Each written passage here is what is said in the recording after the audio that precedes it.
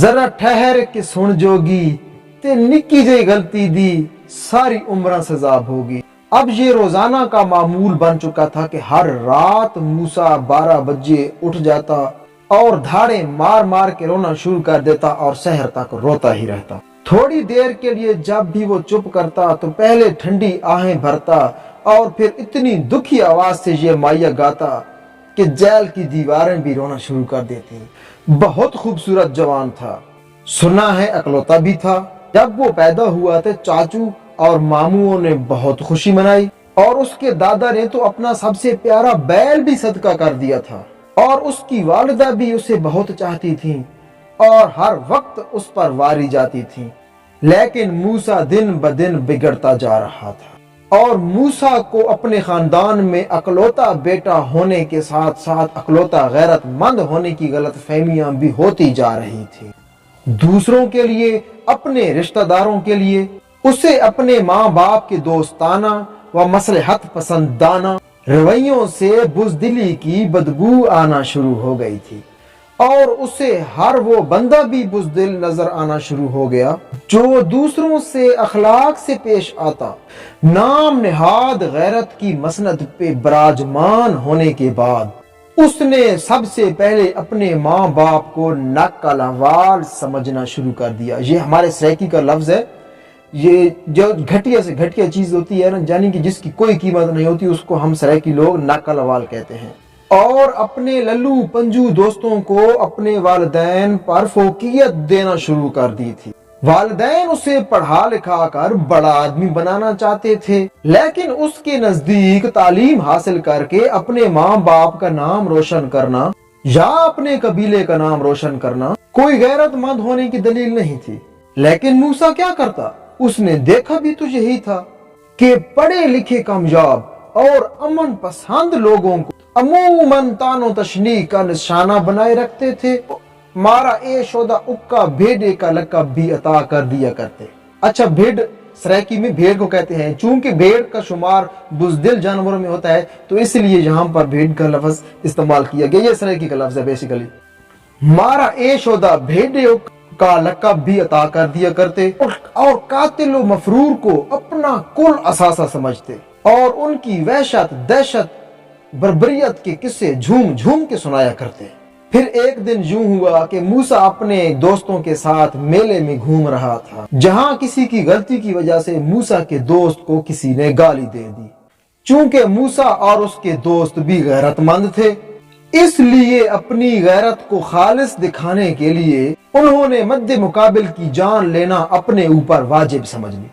پچھلے کئی سالوں سے سزائے موت کی سزا سننے کے بعد ایک چھوٹی سی کوٹھری میں وقت گزار رہا تھا، وہی ہگ رہا تھا، وہی موت رہا تھا۔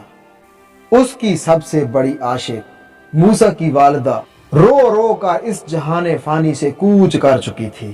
موسیٰ کے والد بزرگوار اپنا سب کچھ لٹا چکے تھے، لیکن پھر بھی صلح نہیں ہو پا رہی تھی، اور اب وہ سزائے موت کی وجہ سے خود پریشان نہیں تھا، بلکہ اسے سمجھ آ چکی تھی کہ جیلی غیرت کے ہاتھوں کٹھ پتلی بننے کی وجہ سے اس نے اپنی ماں، اپنا باپ کھو دیا ہے، اور اس نے اپنی دنیا و آخرت سب کچھ تباہ کر دیا ہے، اور آگے صرف اندھیرا ہی اندھیرا ہے۔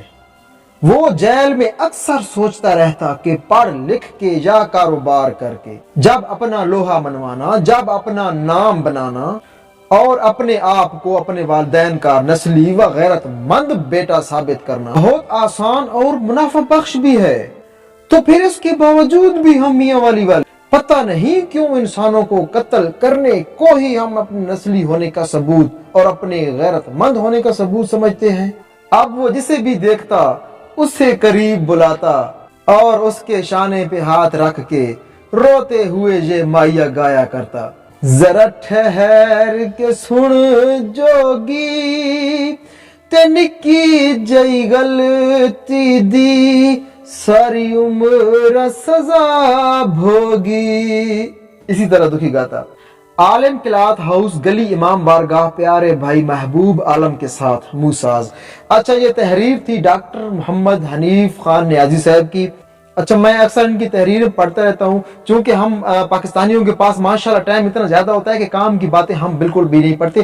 तो मैंने इनकी पहले भी एक तहरीर पढ़ी थी, उस पर भी मैंने एक वीडियो बनाई थी, मेरे साथ मेरे भांजी मोहम्मद अकरम खान भी थे, उस वीडियो का लिंक डिस्क्रिप्शन में मौजूद है। तो ये तहरीर मैंने पढ़ी और मुझसे रहा नहीं गया, और मैंने डॉक्टर साहब से इजाज़त ली, बाकायदा उनको कमेंट किया और उन्होंने इजाज़त दी कि आप एक व्लॉग बनाएं, और मुझे अगर पसंद आया तो फिर उसको शाया ज़रूर इंशाल्लाह करेंगे। और इस तहरीर पर मबनी इस व्लॉग का मकसद सिर्फ ये है कि खुदारा दुश्मनी मुकाओ, बेटे बचाओ, अपनी नस्ल बचाओ। चूंकि हम हजरत आदम अलैहिस्सलाम को अपना बाप मानते हैं, सब आदम अलैहिस्सलाम की औलाद हैं, जिस दिन हमें ये बात भी समझ आ गई ना अच्छी तरह से, तो फिर ये गैरतमंद कम नीचे जात पात ये मसले तकरीबन 99% हल हो जाएंगे। क्योंकि गैरतमंद इंसान वो है कि जो गैरत अपने खानदान, अपनी माँ, अपनी बहन, अपनी बीवी, अपनी बेटी के लिए करता है, दिखाता है, वही गैरत दूसरे की माँ, दूसरे की बहन, दूसरे की बेटी के लिए जब वो दिखाना शुरू कर देगा तो उसको हम कहेंगे गैरतमंद। अगर ये खसूसियत आप में नहीं है कि अपनी बहन, अपनी माँ, अपने भाई के लिए गैरत का तकाजा और है, तराजू और है, और दूसरे की माँ, दूसरे की बहन, दूसरे की बीवी, दूसरे की बेटी के लिए अगर आपका गैरत का तराजू कोई और है, तो आपको गैरतमंद होने की बहुत बड़ी गलत फहमी है। दरअसल आप गैरतमंद नहीं है, बल्कि आपको सिर्फ गैरत का नशा चढ़ा हुआ है। दरअसल ये गैरत नहीं है, ये बहुत बड़ी बेगैरती है। ये व्लॉग एक सबक आमोज व्लॉग था। आपको ये व्लॉग कैसा लगा आपने जरूर कमेंट सेक्शन में बताना है, ताकि इससे हमारी हौसला अफजाई हो सके और इस तरह के व्लॉग हम दोबारा आपकी खिदमत में लेकर आते रहे। अमानुल्लाह खान को दीजिए इजाजत, अपना ख्याल रखिएगा, अपनी फैमिली का भी। अल्लाह निगहबान।